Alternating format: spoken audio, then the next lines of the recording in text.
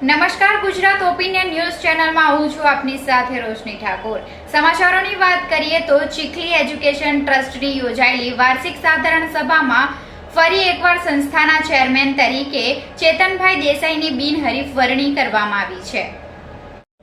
Chikhli education society દ્વારા નવી પ્રાથમિક શાળા ઇટાલિયા હાઈસ્કૂલ આઈટીઆઈનું સંચાલન કરવામાં આવી રહ્યું છે।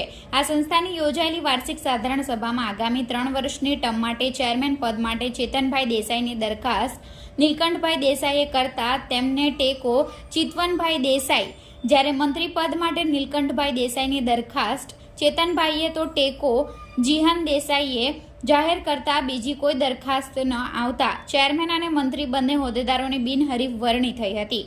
બેઠકમાં ઉપસ્થિત સંસ્થાના ડોક્ટર શરદભાઈ પટેલ, જયેશભાઈ દેસાઈ, કલ્પેશભાઈ દેસાઈ, ધર્મેશભાઈ કાપડિયા, હિમાંશુભાઈ સુખડિયા, શૈલેષભાઈ ગેજ, પ્રભુદાસ વિઠ્ઠલાણી, વિશાલ દેસાઈ સહિતના સભ્યોએ શુભેચ્છા પાઠવી હતી। સતત ત્રીજી ટર્મ માટે ચેરમેન પદે વરાયેલા ચેતનભાઈ દેસાઈએ તેમના પર વિશ્વાસ મૂકી ફરી જવાબદારી સોંપવા માટે સભ્યોને બિરદાવતા જણાવ્યું હતું કે આગામી સમયમાં અંગ્રેજી માધ્યમના સીબીએસઈ બોર્ડના કોર્સો શરૂ કરવામાં આવશે અને સરકારના અભિગમ મુજબ ડિજિટલ શિક્ષણનો પણ વ્યાપ વધારવામાં આવશે। સંસ્થાના તમામને સાથે લઈ પારદર્શક વહીવટ કરવામાં આવી રહ્યો છે તેમ તેમણે ઉમેર્યું હતું। જય હો સરસ્વતી દેવી। ધી ચીખલી એજ્યુકેશન સોસાયટી સંચાલિત નવી પ્રાથમિક વિભાગ, હાઈસ્કૂલ વિભાગ, આઈટીઆઈ વિભાગ, આ સંસ્થાઓ એજ્યુકેશન સોસાયટી સંચાલિત ચલાવે છે।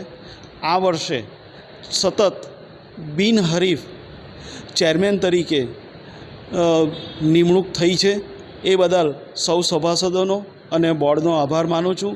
અને આ જે કામગીરી પારદર્શક રાખવી, સર્વને સમાવીને રાખવી એ બહુ અગત્યની બાબત હોય છે અને તેને ધ્યાનમાં રાખી આજરોજ આ મિટિંગમાં સર્વસંમતિથી સીબીએસઈ બોર્ડ એટલે કે મીડિયમ ઇંગ્લિશ અને તે પણ સીબીએસઈ સેન્ટ્રલ બોર્ડ થકી વધુ અભ્યાસ અર્થે કોર્સ ચાલુ કરવો, નવો ટ્રેન્ડ, એનો નિર્ણય લેવામાં આવ્યો છે। તેમજ બને એટલું ડિજિટલ જમાનાની સાથે ચાલવું એ એક અભિગમ છે સરકારનો, તો તેમાં પણ આ સહભાગી થવા પ્રયત્ન કરી રહ્યા છે અને આ મેસેજ થકી આ વિસ્તારના વિષય શિક્ષણમાં મદદરૂપ થવા એજ્યુકેશન સોસાયટી તત્પર છે, એવી અભ્યર્થના સાથે આભાર। Thank you.